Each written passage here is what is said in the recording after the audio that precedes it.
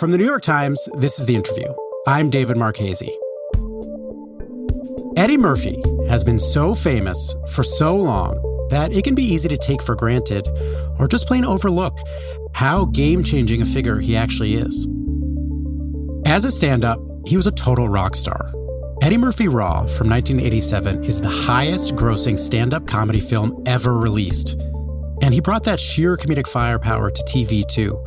At the risk of overstating it, and I don't think I am, he can take pretty much sole credit for rescuing Saturday Night Live from its early 80s slump. But he made his greatest mark in movies, where he became one of the biggest stars of all time. He reached new heights of popularity and bankability, especially for a comedian, and especially for a black actor. He pioneered the action comedy genre with movies like Beverly Hills Cop and 48 Hours, and later he made classics out of family-friendly films too, like The Nutty Professor and Shrek movies. Simply put, there is American pop culture before Eddie Murphy and American pop culture after Eddie Murphy. And now he's returning to the character that sent his career into overdrive with Beverly Hills Cop Axel F. It comes 40 years after the first film in the series, and Murphy is back as the wisecracking detective Axel Foley. In recent years, Murphy's been a somewhat remote and enigmatic off-screen presence. But as I found out over the course of our two conversations, now is a good moment for Murphy to reflect on what he's accomplished, spin some Hollywood stories, explain why stand-up doesn't appeal to him anymore, and reveal the dream project he's never been able to get off the ground. Here's my conversation with Eddie Murphy. And just a heads up here, big surprise, this episode has some pretty salty language in it. You've been around working professionally for, it's got to be close to 50 years, if you include starting at stand-up.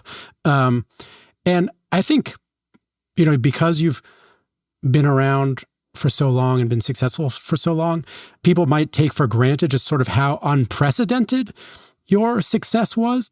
Like when all that was happening and things were skyrocketing, like around the time of the first Beverly Hills Cop, which I guess after 48 Hours, did you feel like you, as a comedian, as a movie star, as a black movie star, understood what it was about you specifically that met the moment so perfectly? No, and not even in retrospect. I'm 22 when I had to do Beverly Hills Cop.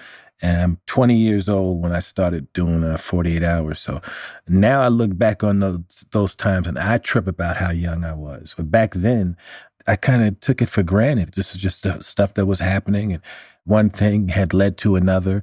And I wound up on a movie set and I just went with it. And then when stuff worked and became hit movies, I was like, oh, okay, yeah, that's what it's supposed to be, right?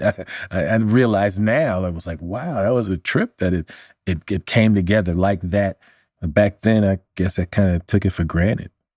What do you think it meant for you for stuff to be blowing up the way it did? Like you said, you took it for granted, which, in retrospect, like that's a crazy, it's like you're becoming the biggest movie star in the world, the biggest comedian. Like, this seems like it's going how it should. Like, it seems as if that would be something that could kind of be hard for someone to reconcile with who they are in some ways, because even at that age, you're still figuring out who you are, Yeah, but I started maybe around 13, 14, I started saying that I was going to be famous.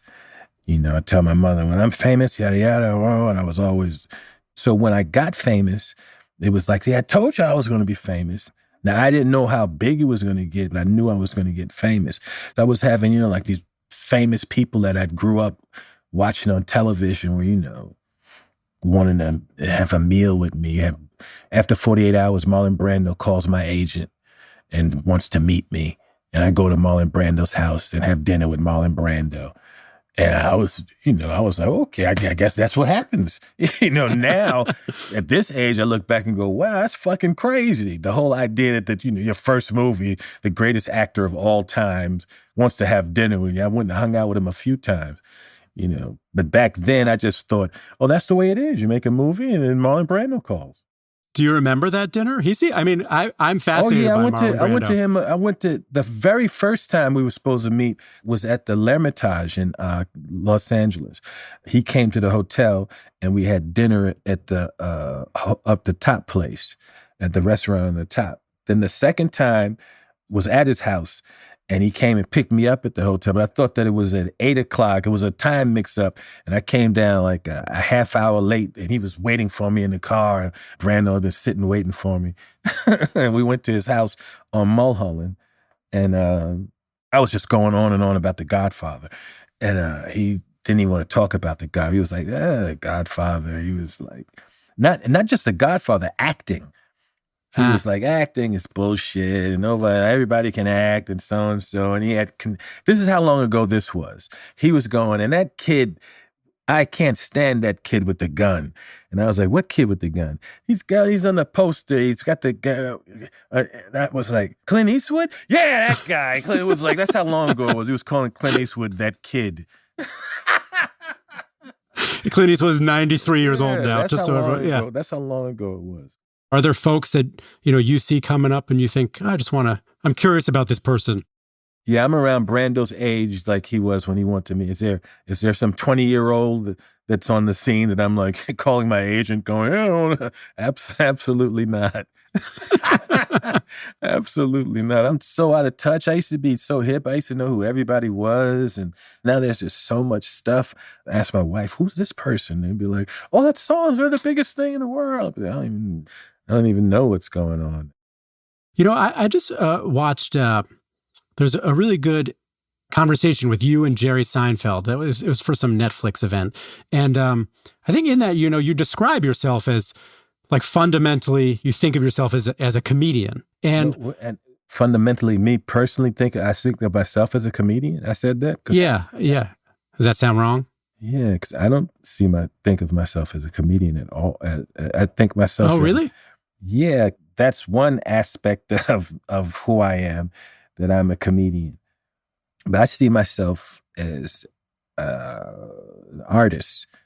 I'm a super sensitive artist, and I can express myself creatively in a bunch of different ways. I'm a musician, and I write screenplays, and and I sing, and I'm funny, and I just do a bunch of stuff. I don't just go, oh, I'm a comedian. Comedian is one part of it. What do you mean when you say you describe yourself as a super sensitive artist? Like I can pick up energy. I can tell if somebody's got something going on under their skin while I'm talking to them. I could feel that. I'm super sensitive. If I walk in a room, I could tell who's getting ready to come over here and say something, and who's trying to act like they don't care that I'm there.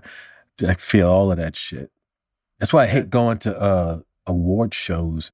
The most horrible energy in the world is a room full of famous people going through their whole famous thing, and who's the most famous and who's cool and who's and all of that energy going on, and everybody acting, and that.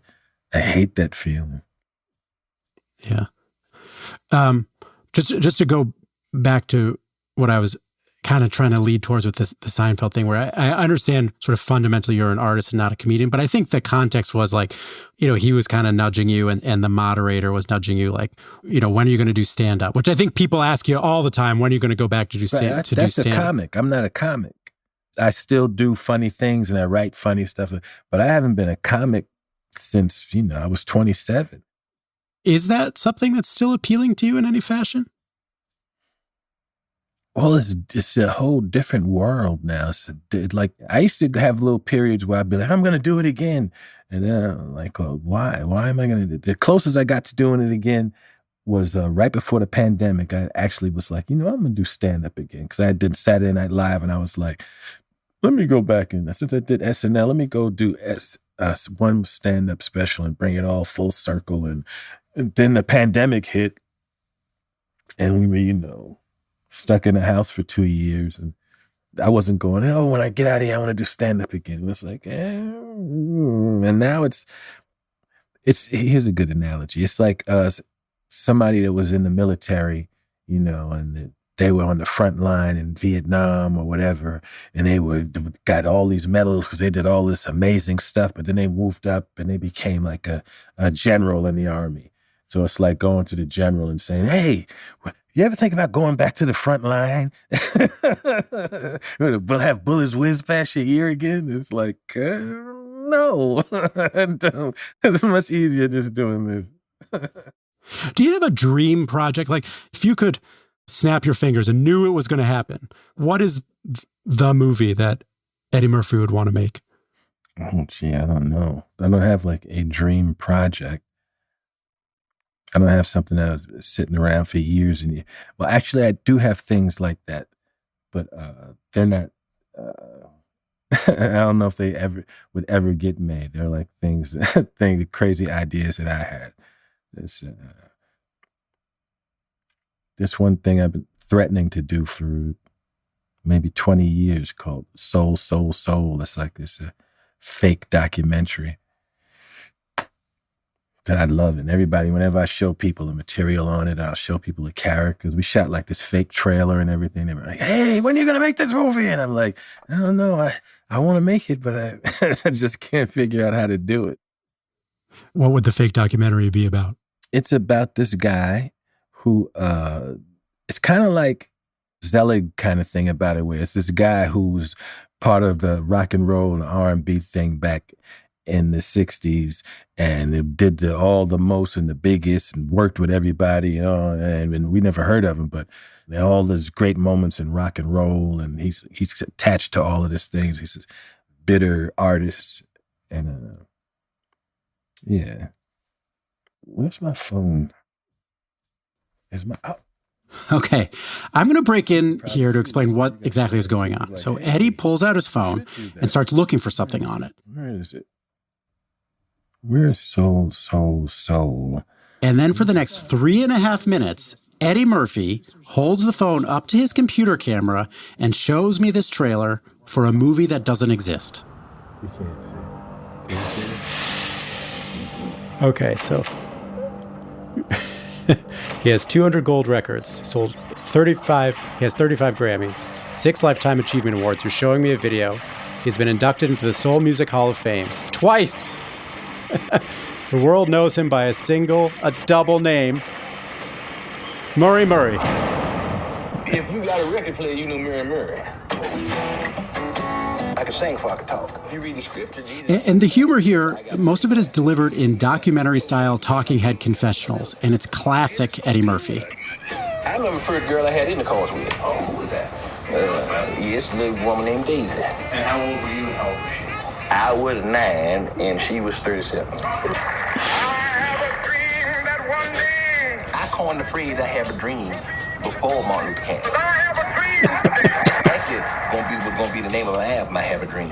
He liked the way that flowed with a good hook. Then he took that and run with it. You know what I mean? Wait, so how much of this have you made? It's almost over. I can't cry no more. That's when my soul. I'll keep watching. He contracted soulitis. Soulitis. You name it, I can crack the soulitis, yes. And that comes from singing soul for too long. And my doctor told me if I sang another note, I could die. He told me I'm one note away from dying. This is the worst case of soulitis. That's how James Brown died. Soulitis. Otis Redding too. They say it was a plane crash. Soulitis. You get the idea. And like I said, this went on for a while. So let's skip to the end and get back to the interview. Soul, soul, soul. The Murray Murray story. Pitty pat, pitty pat, pitty pat, pitty pat, pitty pitty pitty pitty pat. Yeah, so that's probably about 10 years old now. Well, I'd see that movie. Yeah, but we haven't been. I'm telling you, I almost made this movie a bunch of times. I've been right to where I was going to make it, and then it's no, not right now, because I feel like it's so self-indulgent, and I feel like only a few people would go see it, but they would laugh so fucking hard. When you're home and not working on stuff, not making music or not writing, what's an ideal day for you? Nothing. I like to do nothing. I like a day where there's nothing. And my kids, I can hear my kids, and wherever they at, it's just quiet. And I sit around and play guitar. The ideal day for me is nothing. Was it always like that? Yeah. When I was a little boy, when we would get in trouble, the punishment for my brothers were that they couldn't go outside. And when I got in trouble, the punishment was I couldn't watch TV. I could go outside, but instead I would be sitting in the house crying because I couldn't watch TV. I loved to watch TV. My whole life was a TV watcher, and cut school and take the blanket and put it over the dining room table and take the TV and put it under the table and have like a little tent under there and have my little junk food and just watch TV. And it's always been a homebody. What do you watch now? Anything? I'm ashamed to say what stuff I watch now. Tell me. It's not hip stuff. I watch every night. I'm not ashamed to say it. I watch every night at 6 o'clock when I eat dinner. Watch Steve Harvey and Family Feud. And on Tuesdays, I watch The Masked Singer. We do, my wife and I, we watch all those shows, the singing competitions and that kind of stuff. I'd be like, nah, I ain't even supposed to be watching no shit like this. And then you say, I wonder who that turtle is. That shit pull you in. You'd be wondering who it is. Last year I watched all of The Golden Bachelor.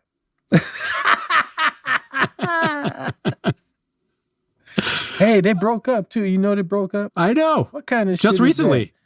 3 months later, I watched that shit. I was like, this is so nice. They found love in the second part of their life. And this is a nice show. Bravo. Then I found these motherfuckers broke up 3 months later.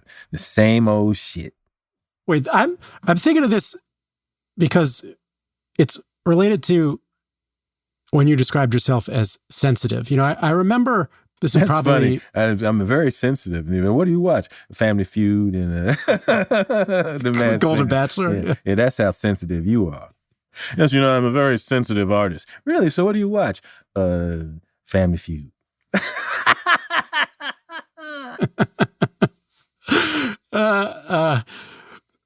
Wait, let me compose myself. Okay, yes. So you're a sensitive artist. And I was thinking about just the other day, it popped into my mind how it was around the time of the Saturday Night Live 40th anniversary show. And I don't know if you don't seem like a guy who was on Twitter, but Norm Macdonald posted this big story about sort of how they were trying to get you to be on a Celebrity Jeopardy sketch for the 40th anniversary show. You didn't want to do it. But the thing he said that was interesting to me, or most interesting, was, it's like everyone knew it would kill, but, for whatever reason, you didn't want to do it.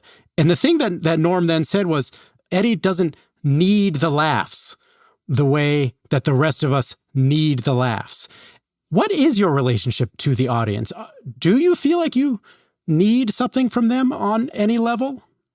No, the audience, I never even take the audience into consideration.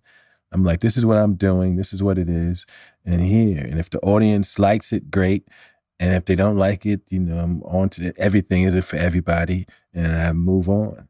A lot of comedians started out as, kind of like the outsider type person who used their sense of humor to, become an insider, become cool. And I was never, I graduated most popular boy. I was a popular kid. And because I was funny, I was always like a really popular guy and stuff. So I'm not the needy comic. And they were always laughing from the very beginning. The very first time I heard a crowd of people laughing was on a bus coming from McCarran Pool in Brooklyn. And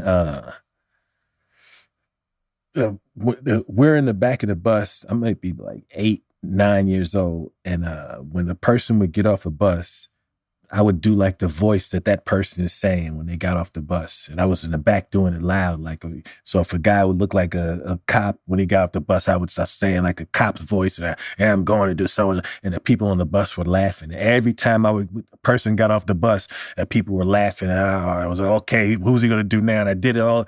And when I got off the bus, the whole bus clapped. So, oh, yay. And I was like 8, 9 years old. That was the first time I was like, well, I can make a crowd of people laugh. And then I was just that guy. So I never went through that period where you're trying to find, what's funny about me and trying to get laughs and the bombing and all that shit. I didn't go through all of that. They were laughing from the beginning.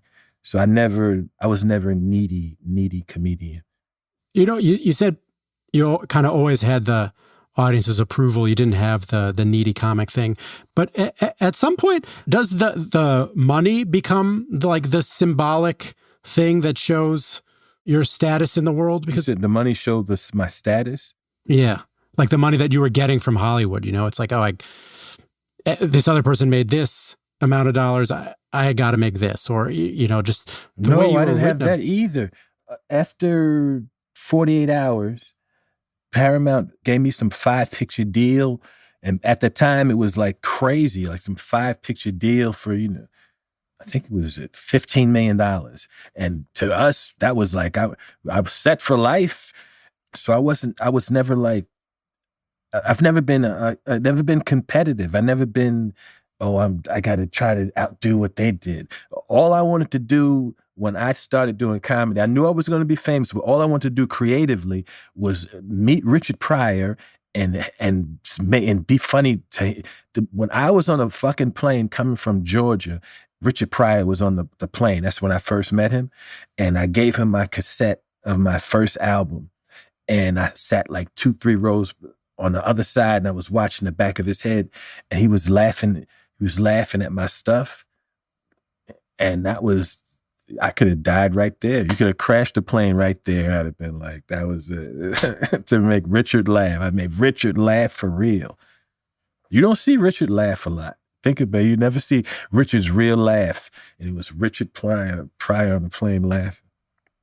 He laughed like this.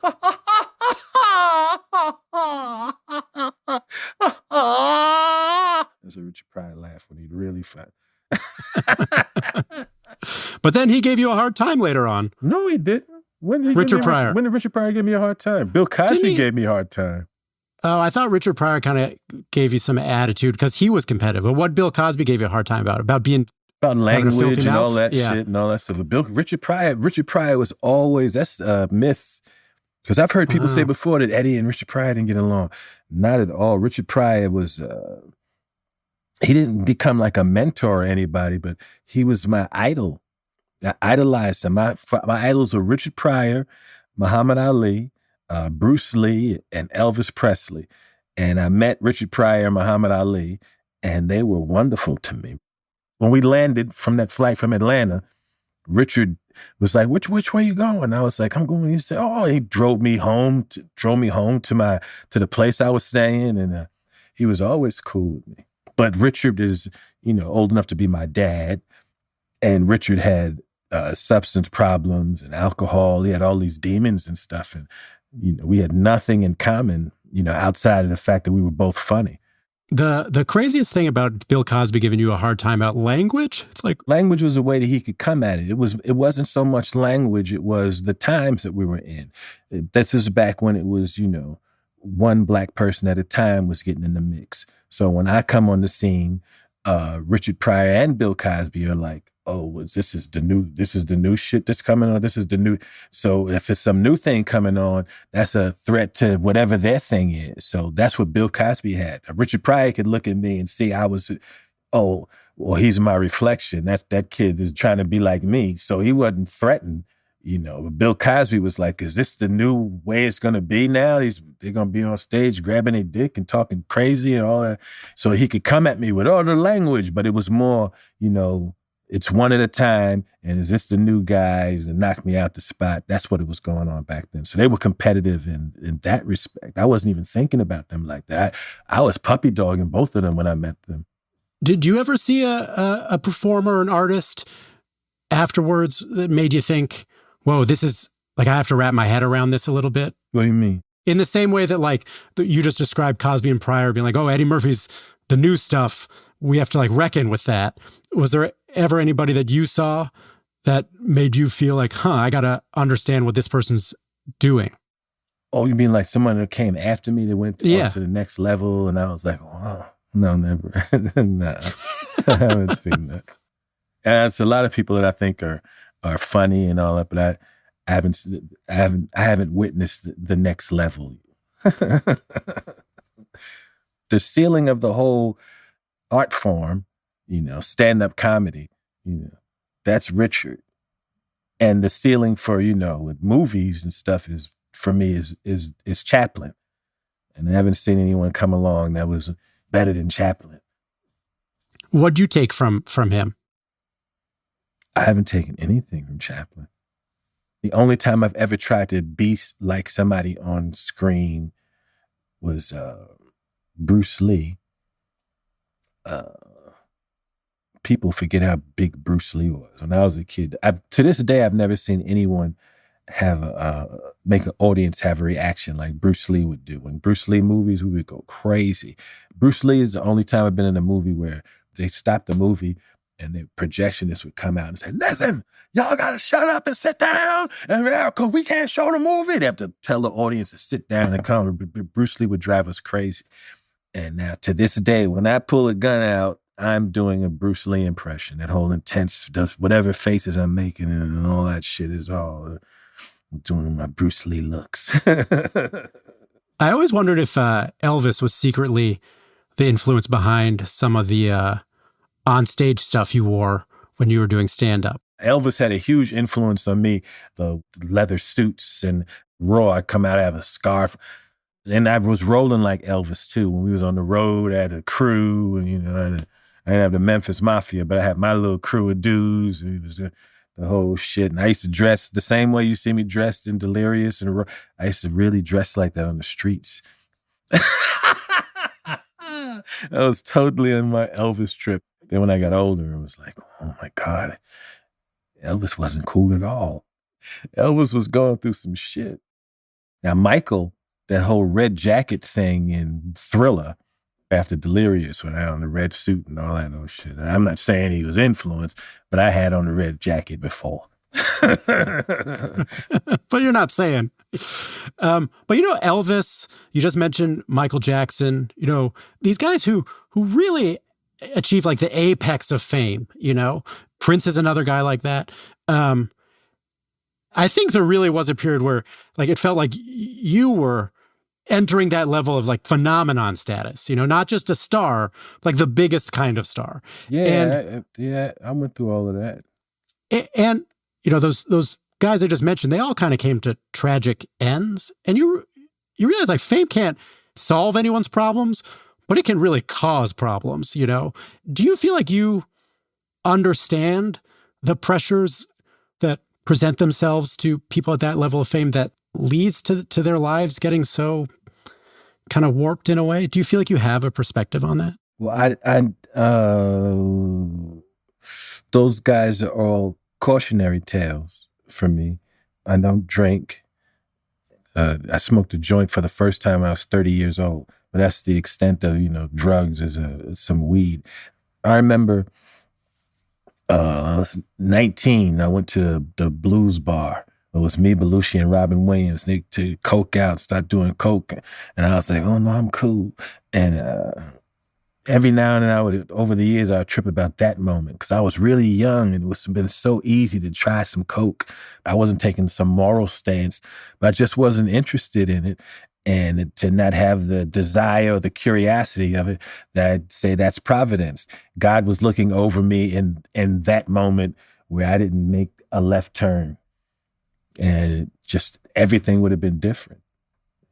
So it's really when you get famous really young, especially a Black artist, I likened it to, it's like living in a minefield. At any moment you can step on a mine. At any moment something can happen that can undo everything. But I was oblivious to the fact that I was in a minefield. You ever see Apocalypse Now? Of course. Remember the Robert Duvall character and bombs are dropping next to him and he didn't see it. That's what my life was like. It was like all of this stuff is going on, bomb, and it's totally oblivious. It's like walking through a minefield and not even realizing you were in one. And now, this age, I can look back and be like, wow, I came through a minefield for 35 years in it. And how do you make it through a minefield for 35, 40 years? Well, something has to be looking over you. Why did you say especially for Black artists? What do you see as the difference there? First of all, this business, it's not set up for Black artists. It was a new thing when it was like, okay, the Black artist is usually the sidekick, you know, and the black artist as the leading man, and it's in a big movie that's watched all around the world. So it was like, I'm doing this stuff that no one's ever done, and it's in a business that's not set up for me. It's set up for some white dude to be in. So you don't have people watching your back, and you don't have support groups, and you don't have any of that shit. You just kind of in it. You don't have anybody you can go to and say, hey, what about this? Well, you don't have any of that, you know? So you kind of was just in it. But what were the bombs? Just everything. Just imagine being a young person and having the world placed at your feet. Nobody's saying no, and everybody wants to be around you. You try all types of shit and get caught up in all kinds of stuff. That's what destroys people. Yeah. Wait, you tried pot for the first time when you were 30? Yeah, I was 30 years old. I was in this recording studio and everybody had left. And it was everybody used to smoke all the time. It was a joint there. And I was like, well, a friend of mine, David, and his wife, Donna, were there.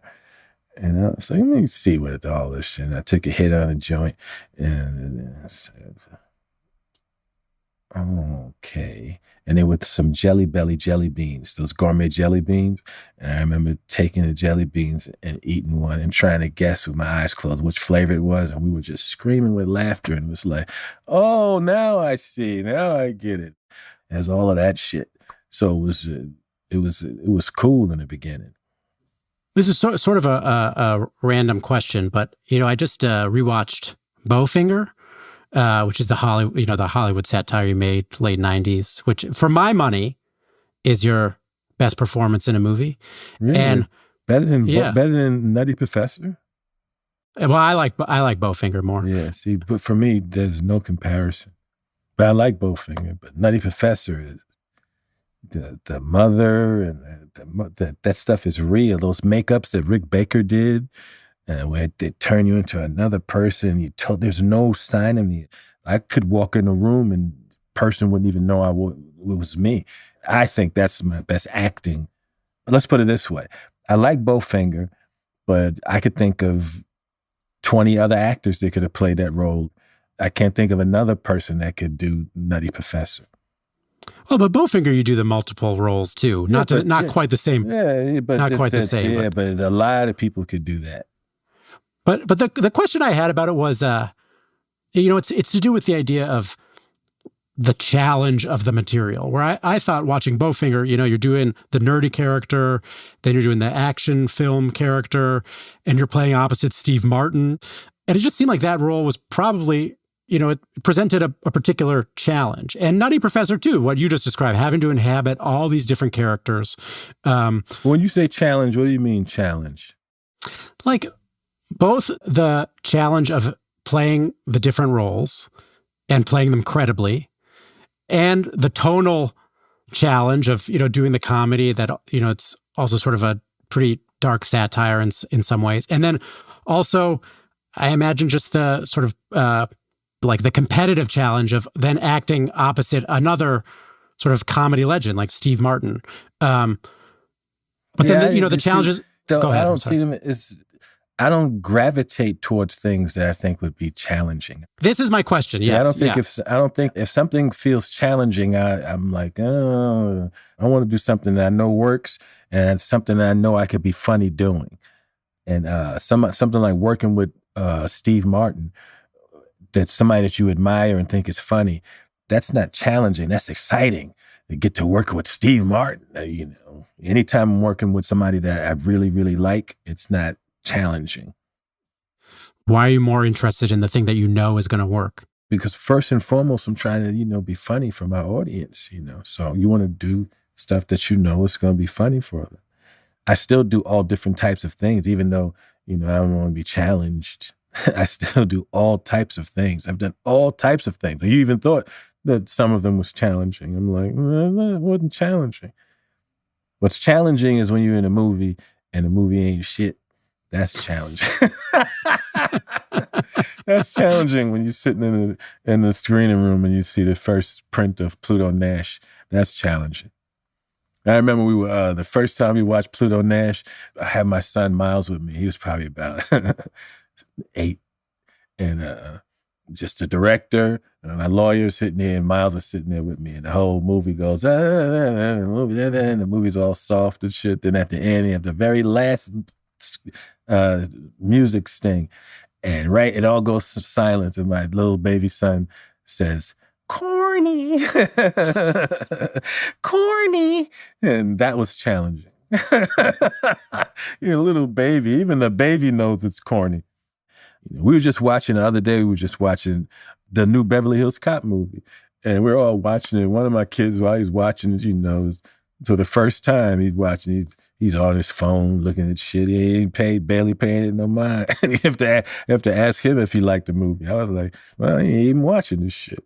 He was doing some kind of math equation too. He stopped watching the movie. He was like, 6 times 27. I was like, wow, he's doing math during the movie. I actually told him, hey, son, don't do math right now. Watch the movie. So I just saw Axel F a couple days ago. It's coming out 40 years after the first Beverly Hills Cop movie. What made you want to go back to that franchise now? We've been trying to develop another Beverly Hills Cop since 96. The one we did in 94, I didn't think the movie came out good. There's been 10 different scripts and a bunch of different producers, and we just tried for years and years, and it just wouldn't come together. Till we got Jerry back involved, the original producer. Jerry Bruckheimer. Jerry Bruckheimer, yeah. And Jerry, he understood it the most because it's his movie, and it all came together. Why was it so hard to figure out what the next Axel Foley movie should be? Well, if you look at the third Beverly Hills Cop, it just didn't have the emotional hook that the other ones have. Axel has to be fueled by one of his friends or somebody close to him is in danger or died or something. That's what's fueling the first two movies. The movie needs a great villain, and that's what Jerry brought all the elements back to it. It was his recipe. Because Beverly Hills Cop, this whole action comedy genre kind of starts with Beverly Hills Cop. Before Beverly Hills Cop, cops were really serious, dirty hair, go ahead and make my day. It was no comedy with the cops. Beverly Hills Cop kind of pioneered that. Then all those movies that came out afterwards, Lethal Weapon and Die Hard and all those movies, all the cops then are being funny and having one-liners and, yippee-ki-yay, motherfucker, and all that stuff. That kind of starts after Beverly Hills Cop. But what you were saying about how it just took so long for the right elements to come together for the new film, and also how Beverly Hills Cop 3 didn't really work. It was reminding me, I was just reading this book that Steve Martin did, and he said he basically doesn't want to make movies anymore. He made 40 movies, and he had to make 40 movies to get 5 good ones, and he kind of just didn't, sort of lost his juice for it. Does that sort of resonate for you? Like, it actually is really hard to make things that are good. But I have more than 5 good ones, though. I feel like I have maybe 5 or 6 bad ones. Pluto Nash and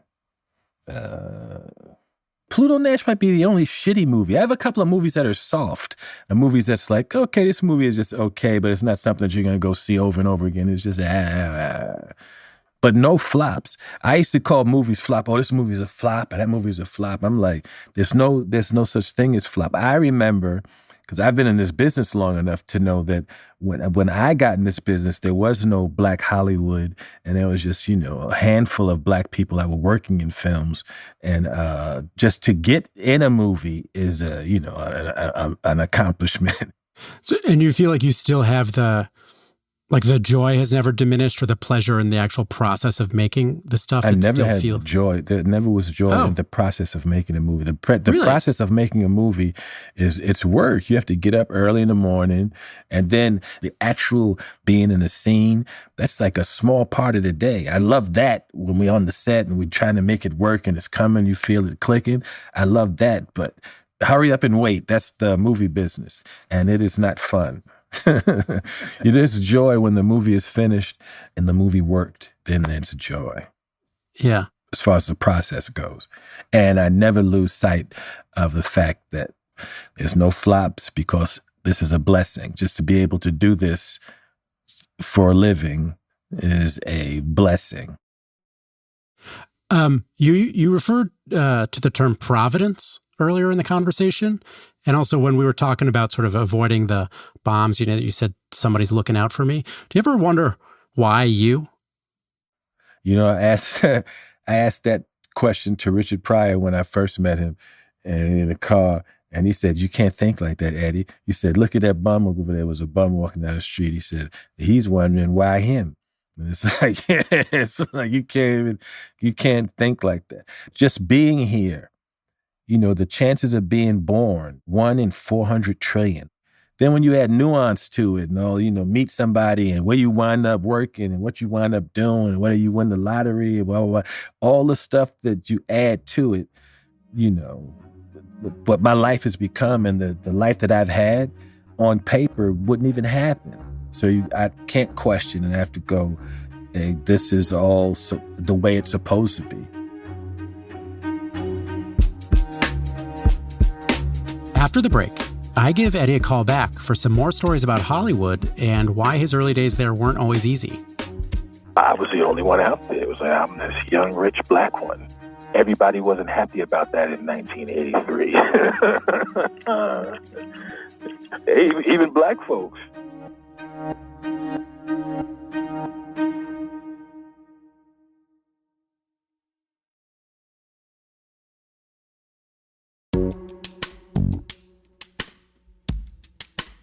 Hi, Eddie. Hey, what's up, man? You sound mellow. I'm a mellow guy. All right, good. I want to ask you this. So, I think I first got in touch with your publicist about trying to interview you 4 years ago during the pandemic, and I think we got close, and then it fell apart because we couldn't figure out how to do the photo. And then this past February, I got in touch, and he's like, "Yeah, it might work out this time." And when he finally wrote me back and said, "Okay, Eddie is up for this," and then he put in quotation marks, which I assume meant it came from you, as long as there are no cheap shots. And I was thinking, what kind of cheap shot would you be worried about? Well, I wasn't worried about anything. I say that before I do any interview. No cheap shots. It's kind of a tongue-in-cheek thing that I say. Do you feel like you've taken a lot of cheap shots from the press over the years? Oh, wow. Back in the old days, they used to be relentless on me. And a lot of it was racist stuff. It was a whole different. There was no black Hollywood. There was no rappers, and there was hip hop. It was the 80s, and it was, just a whole different world. Can you remember any examples? Like, in what way was it racist? Just think about it. It was Ronald Reagan was the president, and it was that America. You would do interviews, and you're like, I didn't say that. I don't talk that way. They would be writing it in this weird ghetto. I don't know what it is. I used to have really weird shit that would go on. Then I got really popular, and then there was this negative backlash that comes with it. It's like, I was the only one out there. It was like, I'm this young, rich black one. Yeah. Everybody wasn't happy about that in 1983. Even black folks. You get cheap shots from your people. Did it hurt? I remember when Nutty Professor came out. This shows you how it's not even that long ago that I got a cheap shot from my people. For the most part, everybody, loves Nutty Professor. But when it came out, I remember Ebony Magazine, instead of talking about the movie and my performance and all that thing, they said, maybe there'll come a day when a black man can play a professor and he doesn't have to be nutty. I was like, what the fuck? That's the review of my movie? That's the review of that? I play all these different characters, and that's what you say about me? And it's us and it's me? Yeah, that hurt my feelings. That hurt my feelings like, when David Spade said that shit about my career on SNL. It was like, yo, it's in-house. I'm one of the family, and you fucking with me like that? It hurt my feelings like that, yeah. Yeah, I'm trying to remember. He made some comment, like, about a couple of movies of yours flopped or something like that, and then you didn't. One movie, no. Vampire in Brooklyn. It came out, and that had flopped. He showed a picture of me up on the news, and he said, "Hey, everybody, Catch a Falling Star, and it was like, wait, hold on. Now, this is Saturday Night Live. I'm the biggest thing that ever came off that show. The show would have been off the air if I didn't go back on the show. And now you got somebody from the cast making a crack about my career. And I know that he can't just say that. A joke has to go through these channels. So the producers thought it was okay to say that. And all the people that have been on that show, you never heard nobody make no joke about anybody's career. And most people that get off that show, they don't go on to have these amazing careers, So I took it was personal. It was like, yo, how could you do that to what? My career? Really? A joke about my career? So I thought that was, that was a cheap shot. And it was kind of racist. I felt it was racist. And then you stayed away from the show for a long time after that. 30 years or some shit. In the long run, it's all good. Worked out great. I'm cool with David Spade. Cool with Lauren Michaels. I went back to SNL. I'm cool with everybody. It's all love. But I had a couple of cheap shots. One thing I wanted to ask you, when we were discussing sort of how you think about your relationship with your audience, and you said that, you kind of just approach it from the perspective of, you're going to make what you think is good and what you think is funny, and hopefully the audience likes it. And you also said that, you don't really think about work in terms of seeking out challenges. Like you're looking to do the projects that you're confident will succeed. And I'm wondering if you can help me understand that a little bit more, because it feels... Did I say succeed? Did I say succeed or work? Well, I think the word you used was stuff that will work. Yeah. Yeah. But don't you have to think about the audience's needs in order to have a sense if something is going to work or not? How could you think about the audience's needs? 8 billion people on the planet, and no two people are having the same experience, and they don't know. The audience doesn't. That's a better way of putting it. The audience has no clue what's funny. You got to show them what's funny. They don't know. And if something is funny to me, I've never, ever, ever had anything that made me laugh that when I said it to an audience, the audience just sat there and looked at me. If I think it's funny, if I get that little feeling like it's a silly little feeling like this is funny, it's always funny. So why can't you get Soul made then? You obviously think it's funny. Probably other people will think it's funny. I've almost made Soul a bunch of times, but I'll get right up to it, and then I'll be like, "This is too self-indulgent. Nobody's gonna go see this. It's put a whole lot of work into it. 10 people be laughing real hard. Then I'll have some other movie that will come up, and I will go do it." That's the way it's been going for 30 years almost. I just recently had that experience with Donald Glover. I showed him that little clip, the Soul thing. And he was like, "Yo, you got to make this movie. How do we make this movie?" And I was like, "Hey, yeah, you can figure out a way." And I don't know. But he was like, he wanted to do it. How many people have seen that trailer? Not a lot of people. It's like an inside thing. I'm privileged. I think it's very telling, though. Like, surely you of all comedians and comic entertainers have earned the right to make a self-indulgent project. Why not just do it? Because it's so much work. That's what's been the deterrent. It's like, wow, you got to come up with all of this stuff and shoot all of this stuff and do all this. A lot of work. It's like doing a Nutty Professor movie. You got to go get all of these famous people. You got a lot of the people that I wanted to get in that passed away over the years. You want to get anybody that's alive that was a soul artist. You got to get them in it. You got to. Any old rockers, you got to get all of them in it to make it seem like this Murray is a real guy, and just a lot of work. But I tell you, one day I'll do it. I'm going to do it one day. You also described an ideal day for you, and you said that an ideal day is a day where you basically do nothing. You said you don't really, read newspapers. Kind of just like to hang out at home, play music and stuff. But you're obviously like an intellectually curious guy. You're a sensitive artist who observes and feels things deeply. So what is interesting to you in the wider world? I don't know, science, climate change, politics? Are you interested in any of that stuff? Oh, no, I'll turn on CNN. I have like a week where I'll get up on everything, then I'll turn it off and not watch, get totally detached from it. If you watch that shit every day, you go fucking crazy. You go crazy, and you can't be in the moment. You can't be in the moment. You can't be in the present moment when you're off in that shit. You're off in the computer, and you're off doing it, reading about all the other shit. I'm trying to be right here all the time. This moment. This is the only moment that's real. Do you spend any time on the internet other than reading news now and then? I don't go on the internet.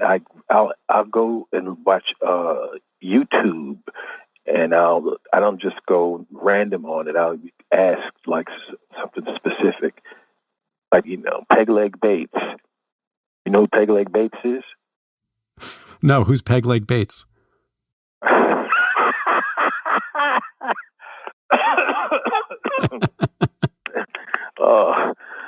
I'm glad you don't know. He's Peg Leg Bates is. You ever heard the expression taking your lemons and turning them into lemonade? Yeah, of course. Oh, Peg Leg Bates is the personification of that. Peg Leg Bates is a one-leg tap dancer from the 40s, I think. And you just Google Peg Leg. You Google after you finish. He was on the Ed Sullivan Show a lot. But he's amazing. Eddie, this is going to date the interview a little. It'll be old news by the time this runs, but Trump was just found guilty in the hush money case. No. Guilty. Mm-hmm. Wow. I did not see that. I did not think that was going to happen. All counts. And how about this? I don't think it's going to affect the election at all. You don't think so? No. This is some other shit we've never seen, but we've never seen anything like this. Some whole other thing. Wow, they found him guilty. That's crazy. Do you have time for a couple more? You want to split or what? Oh, no, I'm cool, man. Oh, good. I appreciate it. Fucking Trump. Wait. Oh, here's a good one. There's an old interview that you did with Spike Lee in Spin magazine. I want to say from like early 90s, late 80s, something like that. And in there, you say that you believed the government bugged your house at one point. Why did you believe that? Well, we found a little microphone in my house, in my bedroom. Did I say the government? Somebody put a microphone in there. I don't know who. And why would they have done that? Who even knows? In the 80s, all they heard in my room was serious fucking going there. That's all they heard in my room. They would listen to the bug saying, "God damn, you be doing some serious fucking."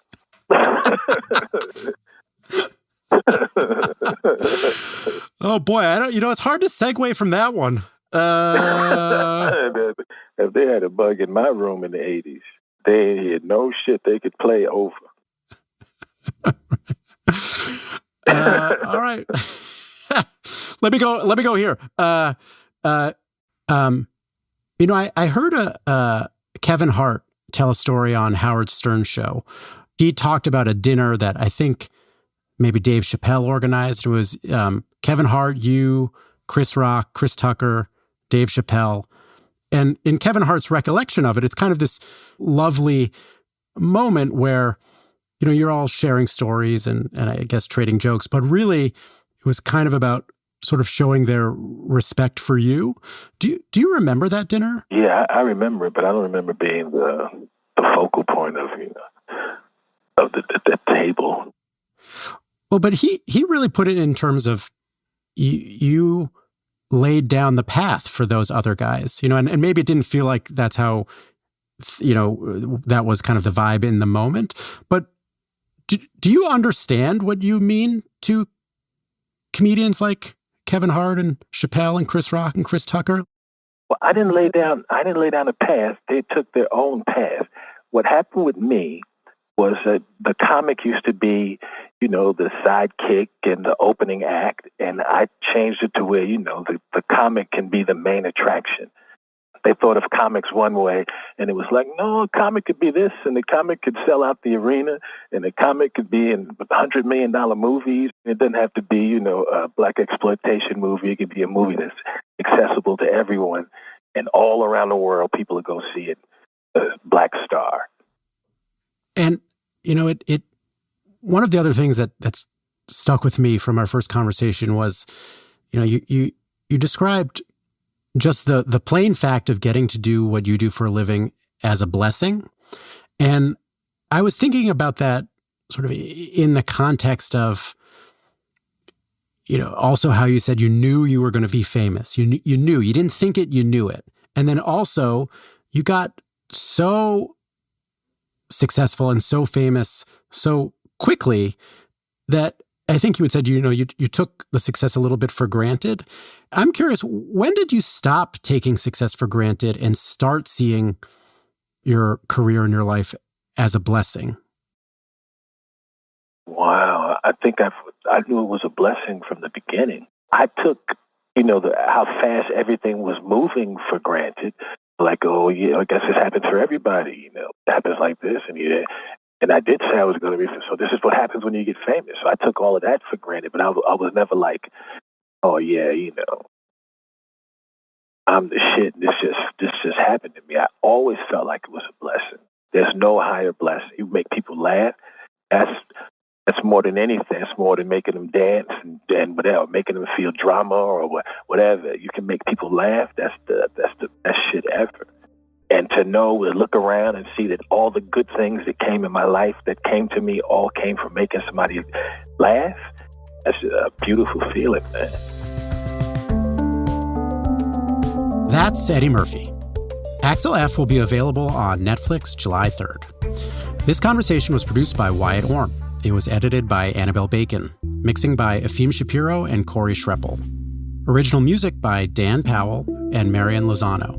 Photography by Philip Montgomery. Our senior booker is Priya Matthew, and our senior producer is Seth Kelly. Our executive producer is Allison Benedict.